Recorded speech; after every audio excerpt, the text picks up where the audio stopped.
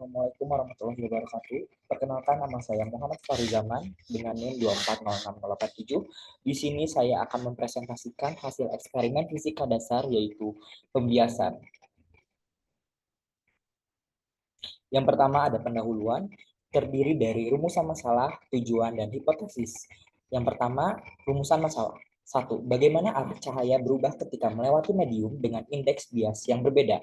Yang kedua, bagaimana sudut datang cahaya mempengaruhi sudut pembiasan pada medium tersebut. Yang ketiga, bagaimana sifat cahaya yang dibiaskan oleh prisma atau medium transparan lainnya.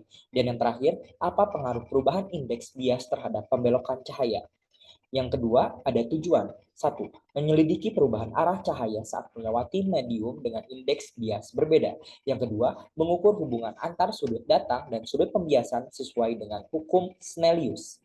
Yang ketiga, mengamati sifat pembiasan cahaya ketika melalui prisma atau medium transparan tertentu. Dan yang terakhir, menganalisis pengaruh perubahan indeks bias terhadap tingkat pembelokan cahaya.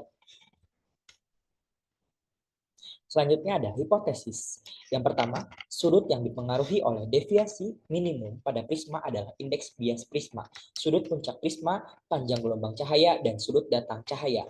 Yang kedua, hubungan antar variabel-variabel tersebut yaitu semakin besar indeks biasnya, maka semakin besar sudut deviasi minimumnya. Yang kedua, jika jalur cahaya lebih banyak dibelokkan, maka sudut puncak suatu prisma akan meningkat, begitu pula pada sudut deviasi minimumnya. Yang ketiga, cahaya dengan panjang gelombang lebih pendek, maka indeks biasnya pun akan lebih tinggi. Dan yang keempat, deviasi minimum terjadi hanya pada sudut datang tertentu. Sudut datang cahaya berbanding lurus dengan sudut pembiasan sesuai dengan hukum Snellius. Adapun dasar teorinya, apabila seberkas cahaya melewati dua medium yang memiliki indeks bias berbeda, maka cahaya akan mengalami peristiwa pembiasan. Indeks bias masing-masing medium dapat ditemukan menggunakan hukum Snell. Salah satu medium yang akan dibahas pada subbab ini adalah medium pada prisma. Perhatikan gambar berikut. Berdasarkan gambar, sudut bias prisma atau beta memiliki persamaan beta sama dengan R1 ditambah R2. Kemudian besar sudut deviasi atau D memiliki persamaan D sama dengan I1 tambah R2 dikurangi beta. Dan sudut deviasi minimum terjadi jika I1 sama dengan R2, sehingga persamaannya menjadi DM atau D minimum sama dengan 2I 1 dikurangi beta 1. Jika sudut bias prisma beta lebih besar atau sama dengan 15 derajat, berlaku N1 sin D min plus beta per 2 sama dengan N2 sin beta per 2. Jika sudut bias prisma beta lebih kecil atau sama dengan 15 derajat, sudut deviasi minimum adalah alfa sama dengan N2 N1 dikurangi 1 per beta. Untuk keadaan deviasi minimum tercapai indeks bias prisma dengan persamaan N sama dengan sin D min plus beta per 2 per sin beta per 2. Adapun dasar teori yang lainnya seperti kaca plan paralel bisa dilihat di sini.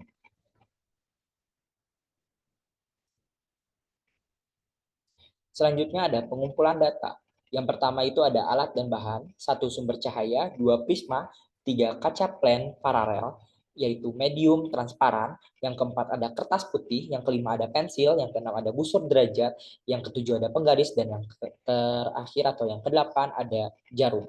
Adapun langkah-langkahnya, jawaban pertanyaan penelitian yang pertama, arah cahaya akan berubah atau membias ketika memasuki medium dengan indeks bias yang berbeda. Jika cahaya berpindah dari medium kurang rapat atau rapat optik atau seperti udara ke medium lebih rapat optik seperti kaca atau air, cahaya akan dibelokkan mendekati garis normal. Sebaliknya, jika cahaya berpindah dari medium lebih rapat optik ke medium kurang rapat optik, cahaya akan dibelokkan menjauhi garis normal.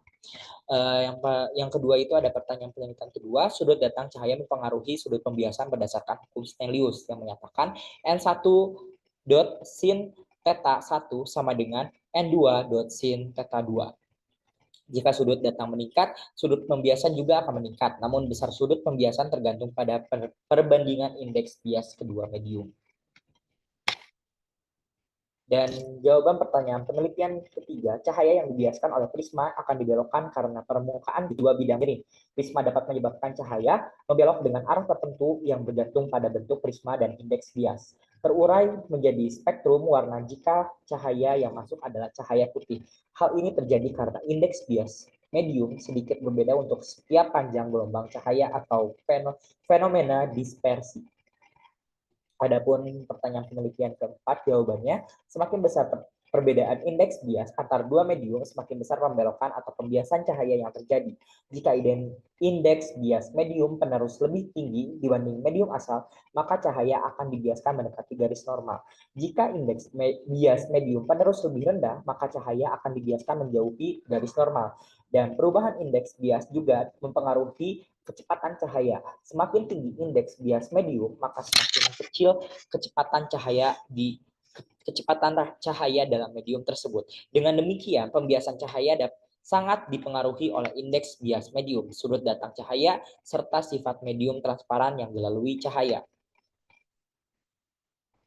Adapun analisis data percobaan pertama untuk kaca plan paralel, yang nomor 1 itu I dalam derajat 33 derajat, D dalam meter 6, R dalam derajat 22, dan T 1,2 cm.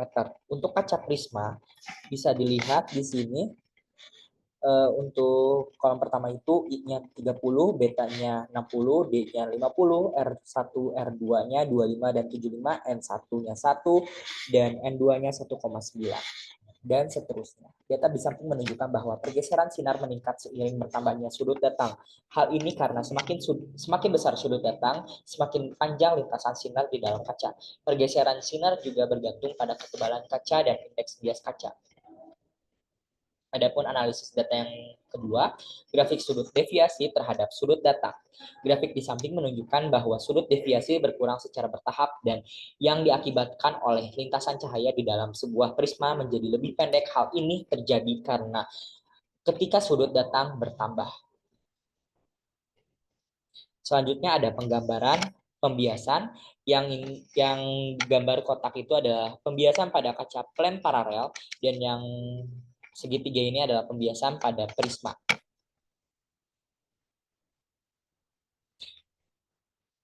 Adapun pendahuluan percobaan kedua terdiri dari rumusan masalah, tujuan, dan hipotesis. Bagaimana prinsip pembiasan cahaya pada lensa yang mempengaruhi pembesaran dan kejernihan objek yang diamati. Yang kedua, bagaimana pengaruh jarak antar lensa-lensa terhadap bayangan objek yang dihasilkan.